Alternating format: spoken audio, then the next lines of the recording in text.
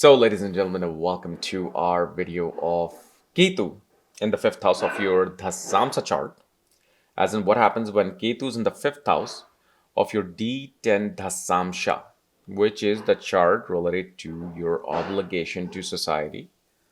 You know, what certain karmas that pretty much are performed in the world by you, that is also are seen by you. And look, I'm speaking about Ketu. Here comes Brad. You know, um, Yeah, every time. Ketu, huh, Brad? We're talking about Ketu. So of course you wanna be here. So as always, if you do not know what sign Ketu's in and what your planetary placements are in Dashamsha, including your birth chart, for that check out the links here, KRSastrology.com, where you'll find my books, reports, consultations, and link to my academy, Maga Vedic Astrology Academy, where tomorrow I'm going to be opening up the mini Vastu course, self-help course. Okay. So fifth house of the Samsha, which represents, first of all, your subordinates, people who will work under you, because fifth house is children. Professionally, the Samsha will show what are your children in society, what are the children at your work, and so those are the people who are either working under you or like your students. Students are also children. Fifth house naturally represents the house of counseling, consulting, advising. Fifth house is creativity. Fifth house is something that you nurture. See, fifth house is kind of like your child.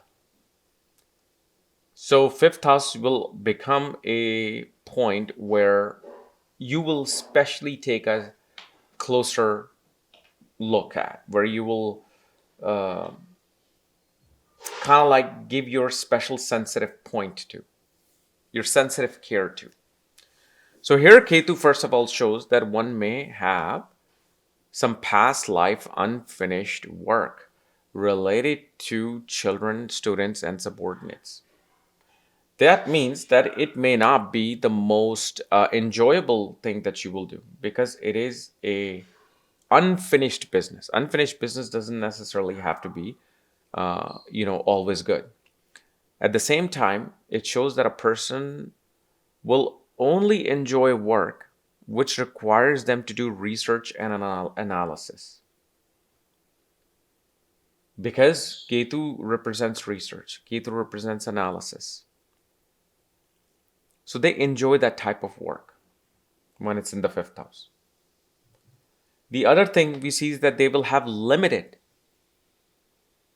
either limited amount of subordinates, limited amount of students, or what happens is they keep getting people who just come and go. So there is this frustration point that why is it nobody sticking? Okay. If, of course, Ketu's in a fixed sign, then you will see people uh, being fixed at their place under you. But also because fifth house represents, Purva Punya, the past life deeds, and what are some of the deeds that a person wants to do in their work. Ketu here will incline a person towards a spiritual deed. At one point, it doesn't have to be from the beginning. It could be within one's, especially after 48 when Ketu matures. One will desire to have their deeds connected with some kind of a spiritual work, some kind of a healing work, some kind of or research-based work, as I said. And also because fifth house also can represent the karma of speech, just like the puppy downstairs. They prefer work where they don't have to speak. Because the karma of the second house of speech, the fourth house from the second house is the fifth house.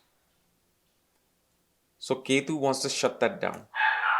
These are the people who want to do minimal amount of talking, minimal amount of communication, and not having to do any kind of like a long form communication for their work. This is why they like to be left alone. They want to be in their own space just doing research, because research does not require speaking, does not require talking. Now, one of the great position of that comes with this Ketu is actually a brilliant astrologer. Because see, fifth house is the house of previous deeds, but it's also the house of future.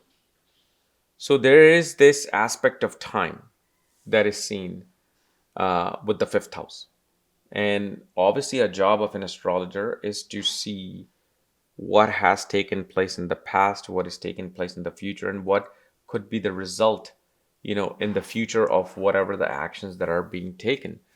And it's, of course, with Ketu being the planet of occult mysticism, you will see that these people actually do make great astrologers, and they will also like to study things, whether it's in anthropology, witchcraft, occult, mysticism, tantra, anything that the others don't want to explore. Others have a fear of exploring. They would want to explore that in their work.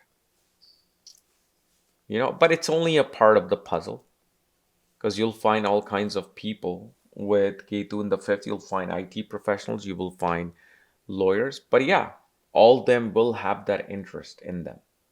Maybe that's why they get their reading, astrologically, that, even though I'm a lawyer, I'm interested in this. I want to know this. And then you may see Ketu influencing the fifth house, whether fifth, ascendant, or ninth house of the Dashamsha, because it's part of their karma to unfinished this task of dealing with occult and mysticism. Okay. So anyway, guys, this was my analysis of Ketu in the fifth house of your Dashamsha chart. If you're new to my channel, subscribe below so that means this type of videos. And if you want to know where your Ketu is placed along with all your astrological details, check out the links here at KRSchannel.com. Otherwise, we'll see you later. Bye-bye.